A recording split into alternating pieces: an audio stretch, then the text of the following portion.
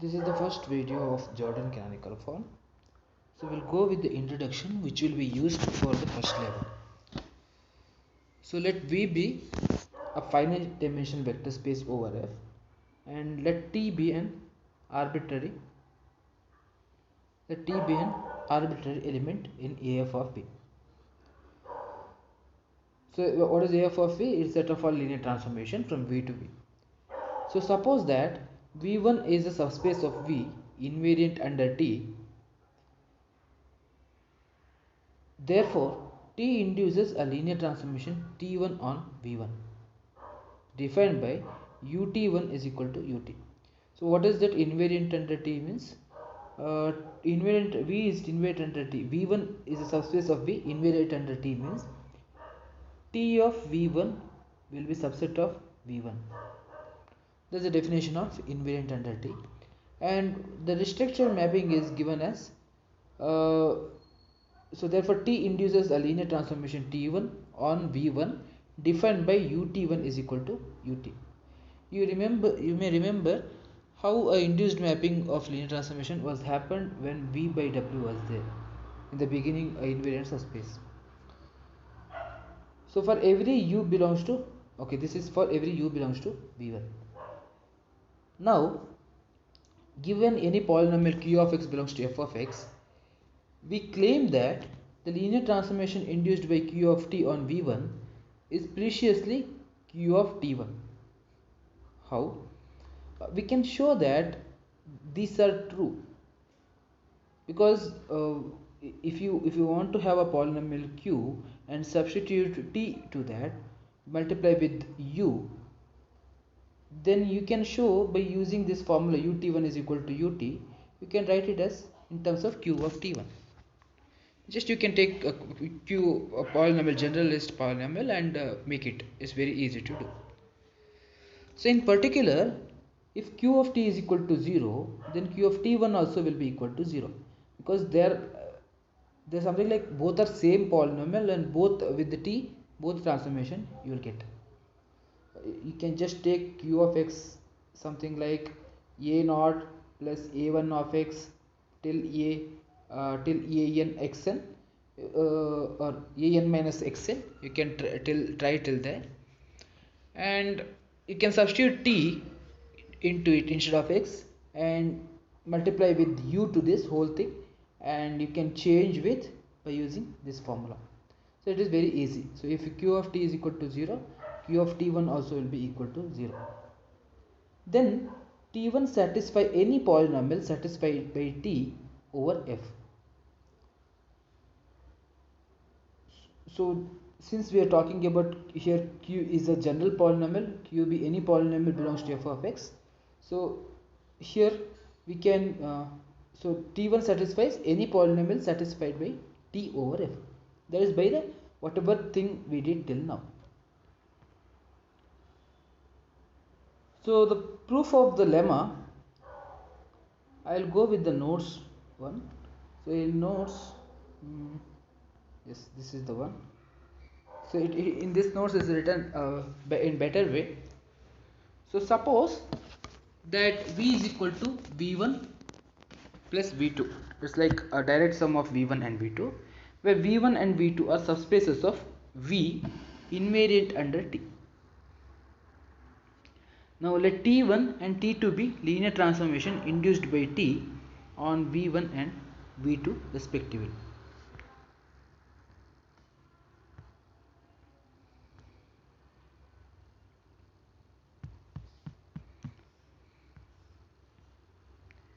One minute.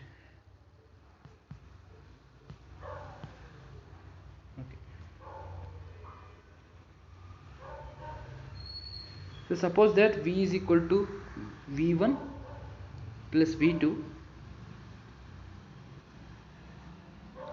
and where v1 and v2 are subspaces of v invariant under t, it means t of v1 is subset of v1 and t of v2 is subset of v2. So if that is the condition given, let t1 and t2 be linear transformation induced by t on v1 and v2. So this is a restricted mapping, or t1 will be inside V1 and T2 will be inside V2. So they're talking about minimal polynomial here. Then the minimal polynomial of T over F is the least common multiple. Okay. Let minimal polynomial of T1 be P1 of x and minimal polynomial of T2 be P2 of x. Okay. We are talking for the minimal polynomial inside V1 and V2. So minimal polynomial of T1 will be P1 of x and T2 will be P2 of x. Then the minimal polynomial for T over F for whole V maybe. So then the minimal polynomial for T over F is the least common multiple of P1 of x and P2 of x. So what is this least common multiple? It's nothing but LCM of P1 of x and P2 of x. So what we have to show is minimal polynomial of T, if I take with some name, that should be equal to LCM of P1 of x and P2 of x. I can give some other name for that. So that's what we have to show. So first let P of x be a minimal polynomial of T. So we just define P of x as the minimal polynomial of T, and let me define Q of x as the least common multiple of P1 of x and P2 of x. So since this is least common multiple, it will have both the terms like P1 of x, P2 of x, which are the minimal polynomial of T1 and T2. So it will contain both the elements. So usually a least common multiple will be, if it is two things are completely different, it will be P1 of x into P2 of x. It is the at most case. Otherwise the common thing and which is not there also, that is LCM. So at the end it is true that P1 of x will divide its least common multiple, that is Q of x, because Q of x contains P1 of x, and P2 of x divides, once again it is contained in Q of x, so it divides Q of x. Now what is told in the beginning, P of x is the minimal polynomial of T. So if it is minimal polynomial, P of T will be equal to 0. Okay. So if P of T is equal to 0, then by the condition which I did in the beginning, where it is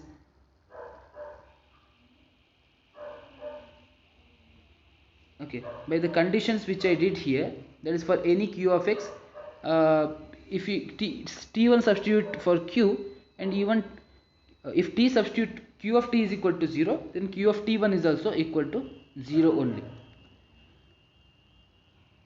So I can use that here. So if P of T is equal to 0, even P of T1 also equal to 0, because for any polynomial this is true. And even for P of T2 also it will be equal to 0 only. In the beginning, when the note was there, we talked about only T1, as T1 was defined as U of T1 is equal to U of T. Even for T2 also it is same, U of T2 is equal to U of T inside V2. So we got P of T is equal to 0. From that we get P of T1 is equal to 0 and P of T2 is also equal to 0. But we know that P1 is the minimal polynomial of T1. So P1 of T1 is also equal to 0 and P2 is the minimal polynomial of T2. So P2 of T2 also equal to 0. It's we got this? It follows from the fact that P1 of x and P2 of x are minimal polynomial of T1 and T2 respectively. So you can write it is in bracket because this condition got by this. So now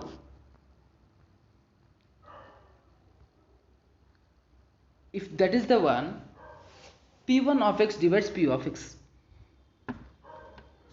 How? So how we get that P1 of x divides P of x and P2 of x divides P of x? Because we knew that here P1 of x, P1 of T1 is equal to 0. That is, P1 is the minimal polynomial of T1 and P2 is the minimal polynomial of T2, and T1 also satisfies P also. There is any other polynomial for T1. P won't be a minimal polynomial for T1 and P is not the minimal polynomial of T2. P1 and P2 are the minimal polynomial of T1 and T2 respectively. So minimal polynomial divides any other polynomial which is satisfied by the transformation. So that was there in the beginning, somewhere in the beginning, or you can say a minimal polynomial divides any other polynomial satisfied by the transformation, which was there in your algebra classes also. In field theory it was there. So P1 of x divides P of x and P2 of x divides P of x. So if P of x divided by both of these terms, then P of x also should divide by LCM of these two things, that is LCM of P1 of x comma P2 of x. So LCM divided by P of x. It is like saying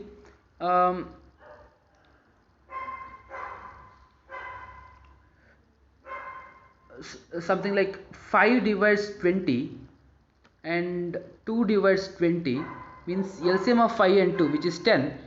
10 also divides 20. That's how it is there here. So LCM of P1 and P2 also divides P of x. So what is LCM of P1 of x and P2 of x? It is nothing but Q of x. So Q of x divides P of x, and I will take it as equation 1. Now what is the equation 2 we have to get is, we have to get Q of x divides P of x. P of x divides Q of x. That's what we have to get, and because by that using these two conditions we can get Q of x is equal to P of x. We'll just go through that later. So we'll go to the next step. On the other hand, P1 of T1 is equal to 0 because P1 is the minimal polynomial of T1, so I can write P1 of T1 is equal to 0. So if I since it's a transformation, if I substitute by V1 and or multiply V1 on both the sides, what I get, P1 of T1 into V1 is equal to 0 into V1, that is 0 only for any V1 belongs to V1, and we will take V1 is not equal to 0 also. Then see, what is Q of x is LCM of P1 of x and P2 of x. So P1 of x will divide Q of x, right? It means Q of x contains P1 of x, or Q of x is multiplier of P1 of x. Something like I can write Q of x as P1 of x into some other polynomial, let's say T of x. We can write something like that. So Q of x will be is equal to P1 of x multiplied by some other polynomial T of x. But since I know if I substitute T1 to this, or if I substitute Q of T1, that is equal to P1 of T1 into, let me take this as F, okay, into F of T1. But I already have P1 of T1 is equal to 0 here, so the whole thing Q of T1 also will become 0 only. So by using that, if I have P1 of x divides Q of x, I can tell Q of T1 into V1 is equal to 0 for V1 belongs to V. V1 belongs to V1. So same way P2 of x divides Q of x. How? Because Q of x is LCM of P2 of x and P1 of x. So Q of x contains P2 of x. So I can, if it contains, I can write Q of x as a multiple of P2 of x and some other polynomial. So since I know P2 of T2 is equal to 0, I can write Q of T2 into V2 is equal to 0 for any V2 belongs to V2. Now since in the beginning only we have told that V is equal to direct sum of V1 and V2.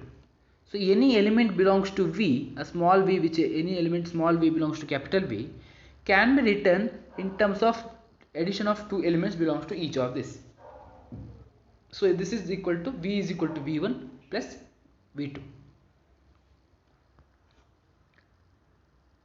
So where v1 belongs to v and v2 belongs to v2. Now therefore qt of v, I am just taking qt of v, it means qt of v1 plus qt of v2. But what is t of v1? Sorry, what is qt of v1?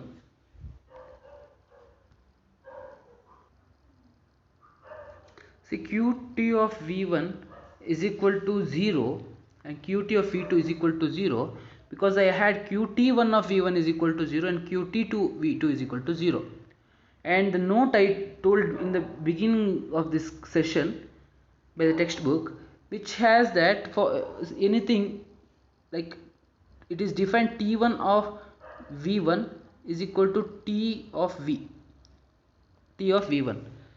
That's how it is defined. So if you have qt1 v1 is equal to 0, I can write qt v1 also equal to 0, even qt v2 also equal to 0.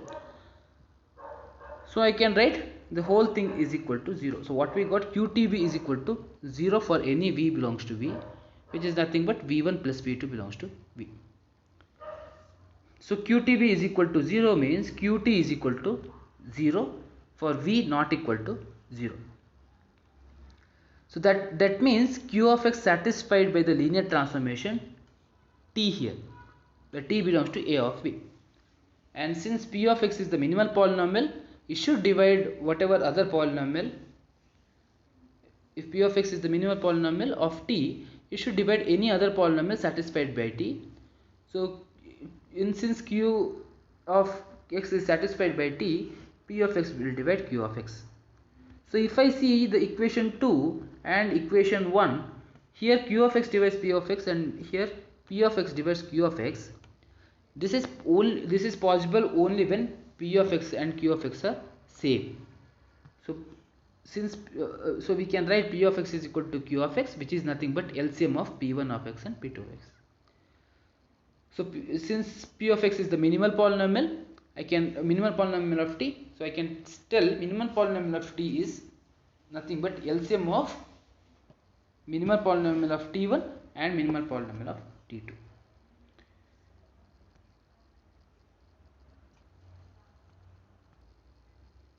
So that finishes the theorem.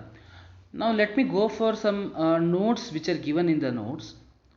So the first note is like the generalization of whatever lemma which we did now.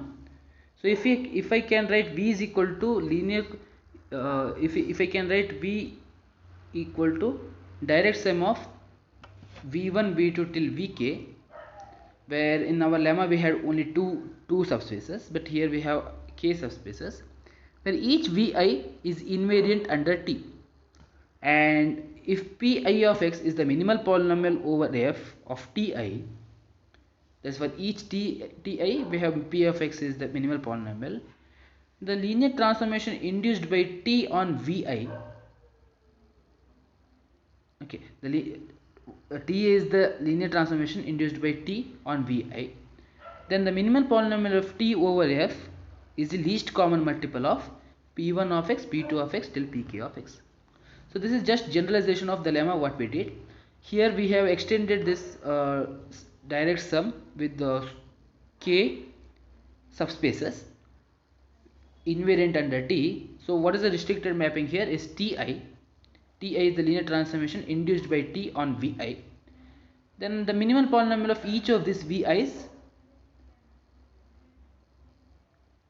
will be p1 of x, p2 of x till pk of x. So least multiple of minimal polynomial of t will be least common multiple of these things. So we are not going for the proof of this. This is just generalization of the last theorem.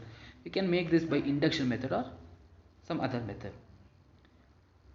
So the next note which we had in our book is, let t belongs to a of v, and suppose that p of x in f of x is the minimal polynomial of t over f. So by lemma 3.9.5 we can factor p of x in f of x in a unique way, as p of x is equal to q1 of x power l1, q2 of x power l2, qk of x power lk. I think this lemma is nothing but the unique factorization theorem. So any polynomial can be written in terms of multiple of powers of irreducible polynomials. That's what we are going to do. So each of these q, I, x are distinct irreducible polynomial in f of x, and l1, l2 till lk are positive integers which are power of this irreducible polynomial.